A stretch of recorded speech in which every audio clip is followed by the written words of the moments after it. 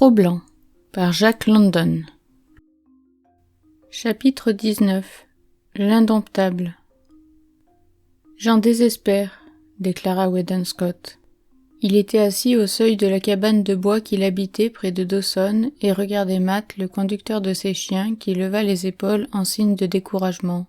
Tous deux observaient Cro-Blanc, hérissé au bout de sa chaîne tendue, grondant férocement et se démenant afin de se jeter sur l'attelage de son nouveau possesseur.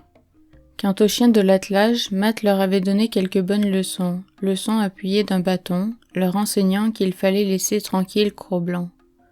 Ils étaient en ce moment couchés à quelque distance, apparemment oublieux de l'existence même de leur acrimonieux compagnon.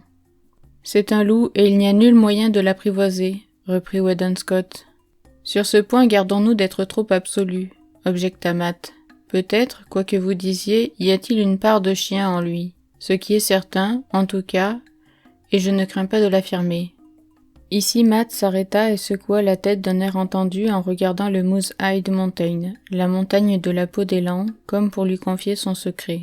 « Bon, ne sois pas avare de ta science, dit Scott un peu aigrement après quelques minutes d'attente. « Quelle est ton idée? Crache-nous cela. » Matt retourna son pouce vers Cro-Blanc. « Loup ou chien, c'est tout un, celui-ci a déjà été apprivoisé. »« Non. »« Je dis oui. N'a-t-il pas déjà porté des harnais? Regardez à cette place, vous y verrez la marque qu'ils ont laissée sur sa poitrine. »« Matt, tu as raison, c'était un chien de traîneau avant que Botty Smith eût acquis l'animal. Et je ne vois pas d'obstacle à ce qu'il le redevienne. »« Qu'est-ce qui te le fait penser ?» demanda Scott avec vivacité. Mais ayant considéré Cro-Blanc, il reprit d'un air désolé. « Nous l'avons depuis 2 semaines déjà, et s'il fait des progrès, c'est en sauvagerie. Il faudrait que vous me laissiez agir à mon gré. Il y a une chance encore que nous n'avons pas courue, c'est de le lâcher pour un moment. » Scott eut un geste d'incrédulité. « Oui, je sais, reprit Matt. Vous avez déjà essayé de le détacher sans seulement parvenir à vous en approcher. Mais voilà, vous n'aviez pas de gourdin. Alors, tente le coup toi-même. » Le conducteur de chien prit un solide bâton et s'avança vers Cro-Blanc enchaîné, qui se mit aussitôt à observer le gourdin avec la même attention que prête un lion en cage à la cravache de son dompteur. « Regardez-moi ses yeux, dit Matt, c'est un bon signe, il n'est pas bête et se garde bien de s'élancer sur moi. Non, il n'est pas sot. » Et comme l'autre main de l'homme s'approchait de son cou, Cro-Blanc se hérissa, gronda, mais se coucha par terre. Il fixait cette main du regard sans perdre de vue celle qui tenait le gourdin suspendu menaçant au-dessus de sa tête. Matt détacha la chaîne du collier et revint en arrière. Cro-Blanc pouvait à peine croire qu'il était libre. Bien des mois s'étaient écoulés depuis qu'il appartenait à Botty Smith, et durant cette période il n'avait jamais connu un moment de liberté. On le détachait seulement lorsqu'on le menait au combat, et celui-ci terminé on l'enchaînait de rechef. Il ne savait que faire de lui. Peut-être quelque nouvelle diablerie des dieux se préparait-elle à ses dépens. Il se mit à marcher lentement, précautionneusement, se tenant sans cesse sur ses gardes. Ce qui se passait là était sans précédent. À tout hasard, il s'écarta des 2 hommes qui l'observaient, et, à pas compter, se dirigea vers la cabane où il entra. Rien n'arrivant, sa perplexité ne fit qu'augmenter. Il ressortit, fit une 12aine de pas en avant, et regarda intensément ses dieux. « Ne va-t-il pas s'échapper » interrogea Scott. Matt eut un mouvement des épaules. « C'est à risquer, c'est le seul moyen de nous renseigner. »« Pauvre bête, » murmura Scott avec pitié. « Ce qu'elle attend, c'est quelques signes d'humaine bonté. » Et ce disant, il alla vers la cabane. Il y prit un morceau de viande qu'il revint jeter à Cro-Blanc, lequel bondit à distance, soupçonneux et attentif. À ce moment, un des chiens vit la viande et se précipita sur elle. « Ici, Major » cria Scott. Mais l'avertissement venait trop tard. Déjà, Cro-Blanc s'était élancé et avait frappé. Le chien roula sur le sol. Lorsqu'il se releva, le sang coulait goutte à goutte de sa gorge et traçait sur la neige une traînée rouge. « C'est trop de méchanceté, dit Scott. Mais la leçon est bonne. » Matt s'était porté en avant pour châtier Cro-Blanc.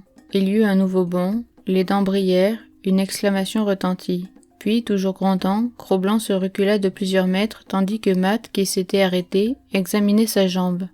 « Il a touché droit au but, » annonça-t-il, en montrant la déchirure de son pantalon, celle du caleçon qui était en dessous et la tache de sang qui grandissait.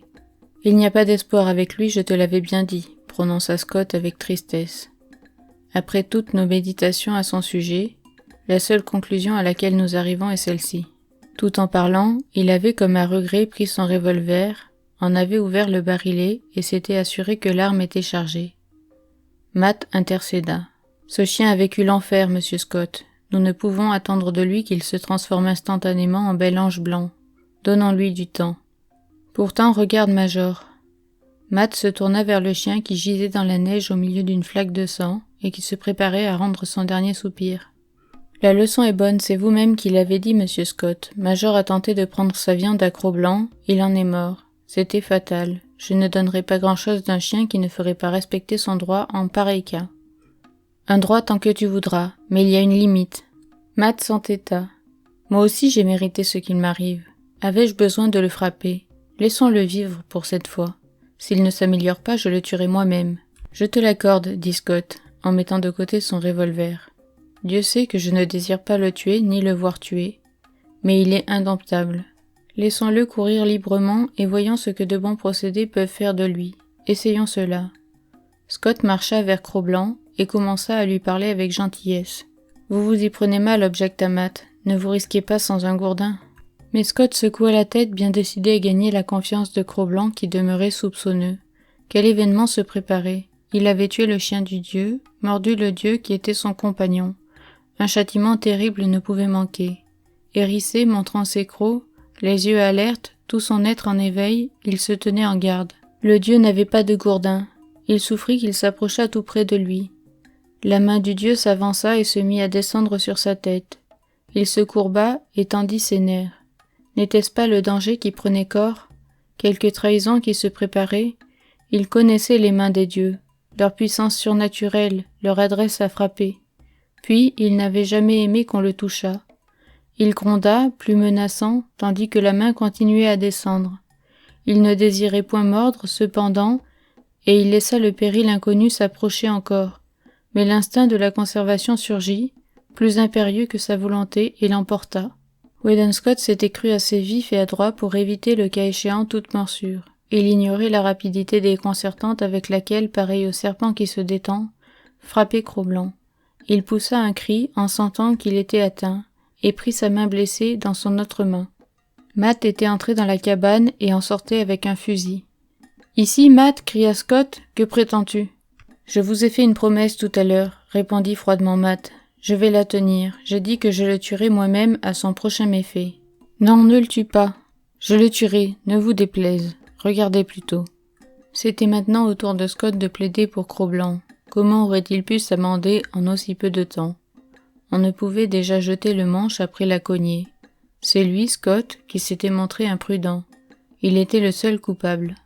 Durant ce colloque, Cro-Blanc demeurait hérissé et agressif, toujours décidé à lutter contre le châtiment de plus en plus terrible qu'il avait conscience d'avoir encouru. Sans doute se préparait un traitement qui serait l'égal de celui que lui avait un jour infligé Botty Smith. Ce n'était plus toutefois vers Scott, mais vers Matt qu'il menaçait. « Si je vous écoute, dit Matt, c'est moi qui vais être dévoré. »« Pas du tout, c'est à ton fusil qu'il en veut, non à toi. Vois comme il est intelligent. Il sait comme toi et moi ce qu'est une arme à feu. Baisse ton fusil. » Matt obéit. « Étonnant en effet, s'exclama-t-il. Maintenant il ne dit plus rien. Cela vaut la peine de renouveler l'expérience. » Matt reprit son fusil qu'il avait déposé contre la cabane et Cro-Blanc de se remettre aussitôt à gronder. Matt reposa le fusil, fit mine de s'en éloigner et les lèvres de Cro-Blanc redescendirent sur ses dents. « Maintenant, dit Scott, fais jouer ton arme. » Matt revint vers le fusil, le prit et le porta lentement à son épaule.